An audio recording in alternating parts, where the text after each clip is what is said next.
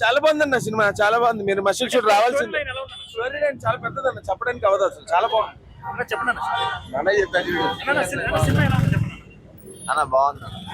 Super super ఏపర్ hit. ఇంకా ఈ 2026 కొట్టే సినిమానే లేదు. ఏదైనా కానీ స్టోరీ కానీ అసలు చెప్పలేము. చెప్తా లేదు. అసలు ఏదైనా కానీ కొత్త స్టైల్ చెప్పాడు ప్రభాస్. కొత్త స్టైల్ అసలు ఎర్రకొట్టేసాడు.